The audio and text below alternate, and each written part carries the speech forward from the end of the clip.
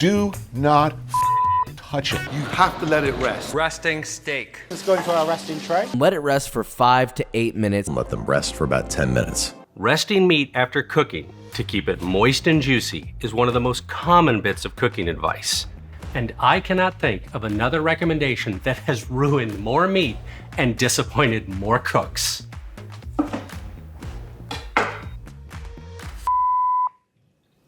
Because carryover cooking happens, and if you follow conventional wisdom that your steak will rise another 5 to 10 degrees Fahrenheit during resting, then odds are you're going to blow past your preferred doneness and end up with an overcooked steak. Today, I'm going to be sharing a foolproof way to rest your meat so that it comes out perfectly done and juicy every time, not like this steak. We're also going to get into how every explanation that you have ever heard about how resting keeps meat juicy doesn't hold water, including the explanation that I wrote in Modernist Cuisine. The real explanation has been hiding in plain sight. It's easy to demonstrate and also to prove that resting doesn't hold in the juices, which is not the result that I expected from my experiments. Like most chefs, I believed that resting keeps meat juicier. But this is the beauty of science. Experimental evidence is more important than what you believe, and I've changed my mind in how I approach resting. So let's get started with a few simple cooking experiments that might shock you. I'm going to slice 2 steaks from the same muscle to the same 1 3/4 inch thickness and cook them in the same pan held at a constant 350 degrees Fahrenheit using my temperature-controlled Breville Control Freak. The only difference is that I'm flipping one steak every 30 seconds and the other steak once, about halfway through. I'm aiming for 130 degree Fahrenheit medium rare doneness in both steaks. So I'll follow conventional wisdom and pull them when the core is 10 degrees cooler at 120 degrees Fahrenheit. Then I'll rest them uncovered on a rack. After resting, both steaks are already well above my target doneness. The frequently flipped steak is more evenly cooked, but it also reached a peak temperature of 147 degrees Fahrenheit. That's almost 30 degrees of carryover cooking. The steak that was flipped once has less carryover cooking, but still ends up significantly above my target doneness after reaching 143 degrees Fahrenheit at the core, which is very much medium well, not medium rare. It's also very unevenly cooked compared to flipping more frequently. Overcooked steaks like this make me sad. Now, some of you might argue that my steaks were really thick, and so clearly carryover cooking would be more than 10 degrees, and so obviously my experiment is flawed. Okay, here are the results for the same experiment using steaks cut 1 inch thick. The steak flipped once reached 138 degrees at the core, and the frequently flipped steak 141 degrees, an 18 and 21 degree carryover rise respectively. These wildly different results, just from changing how frequently I flip my steaks, is why there isn't a simple rule of thumb for carryover cooking.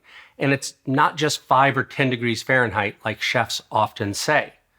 Get this wrong and your steak will overcook as it rests, often on the plate while it's waiting to be eaten. What the heck? Why is this so complicated? Physics. At the start of resting, the temperatures within the food are uneven, and heat flows from the hotter surface towards the cooler center. How much the core temperature rises depends on how steep the thermal gradient is from the surface to the center, and also factors like the size and shape of the food, how much heat is flowing away from the food through evaporating steam. Even things like how fatty or lean the meat is makes a meaningful difference to carryover cooking. It is exceedingly difficult to make an accurate estimate for how much the core temperature will rise during resting. Like really, really, really hard. For the last 3 years, I've been working on this problem with a team of physicists, mathematicians, and machine learning experts to train the combustion predictive thermometer to be able to accurately predict carryover cooking. It's one of the reasons we stuffed 8 temperature sensors into the predictive thermometer. We need to know the temperatures at the center, the surface, and everywhere in between, and track how they change as the food cooks to make accurate cooking and resting predictions. After years of work on this problem, we are just now reaching a point where the predictive thermometer's algorithms can predict carryover cooking to within a few degrees. Most of the time. They still need a bit more tuning, but should be ready as a software update later this summer for our customers, which I am really excited about. But years of work on this problem has raised an uncomfortable question. Why rest your food at all? Why not just slice into it as soon as it reaches the doneness you want and stop carryover cooking in its tracks? Conventional wisdom is you'll end up losing a lot of the juicy goodness of that steak if you don't rest it. But is that really true? Spoiler, it's not. Let me show you some proof. If I cook a steak and pull it from the heat so that it peaks at 130 degrees Fahrenheit after a full rest, the weight of the steak before resting is 147.5 grams after subtracting the 7.5 gram weight of the probe out. After fully resting until the core reaches 130 degrees Fahrenheit and then starts to drop again, the steak has lost another 1.2 grams from evaporating steam. When I slice the steak and then mop up all of the escaped juices into a stack of paper towels that weigh 7 grams, a total of 8.4 grams of meat juices are absorbed. That's about 6% of the steak's post-cooking weight that ended up leaking out of the meat after resting. To put this in perspective, that's slightly more than half a tablespoon of meat juices.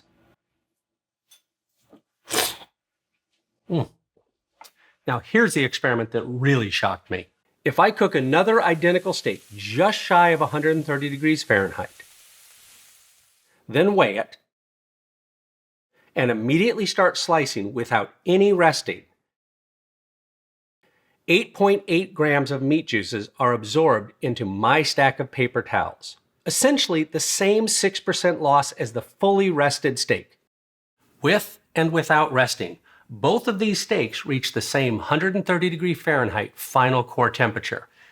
And there was no difference in how much juice leaked out. Wait, but why? The most popular explanation for how resting keeps meat juicy goes something like this. Heating meat is like squeezing a sponge, compressing the juices.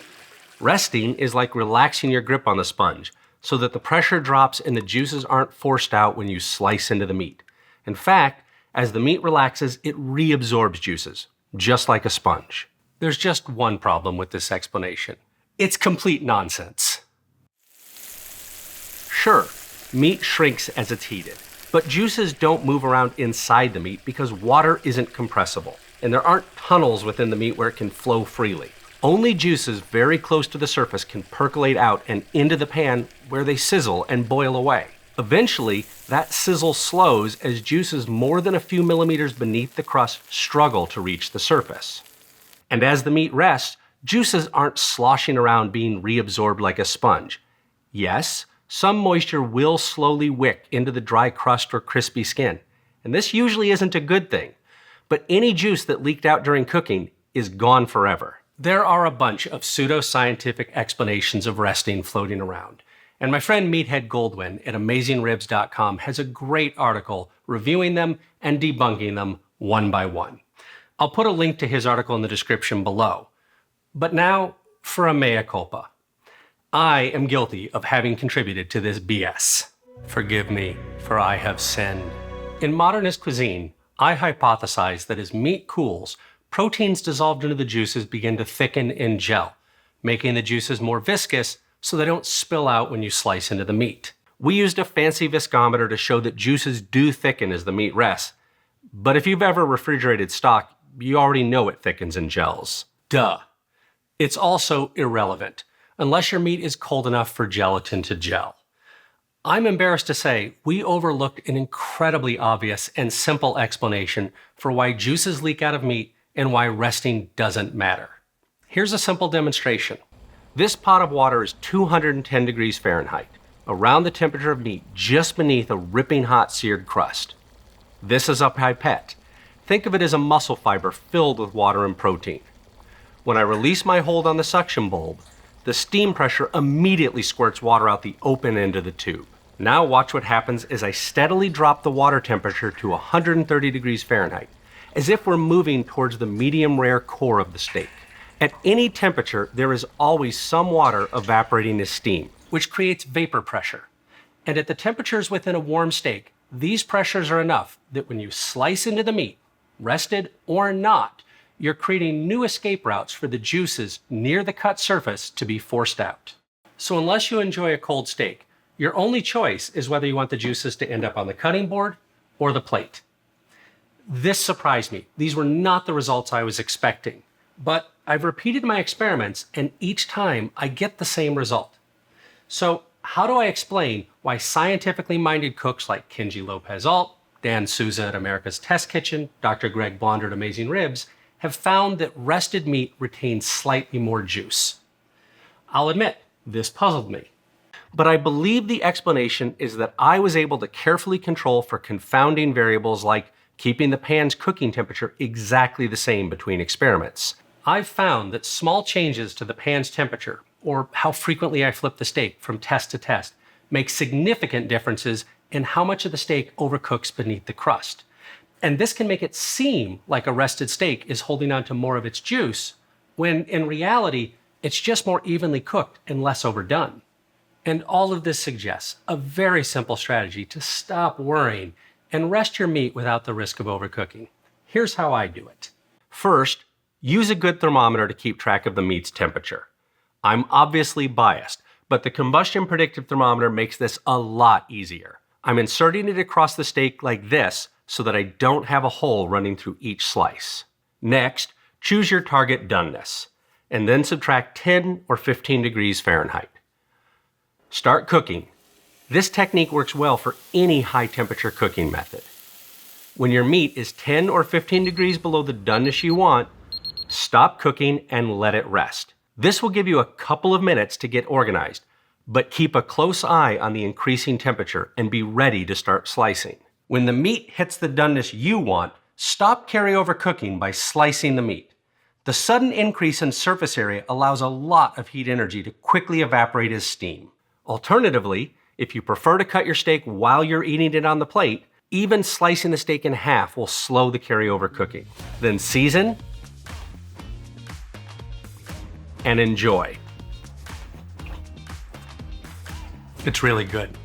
Sometimes the simplest solution is also the best. That's it for today. Thank you so very much for watching.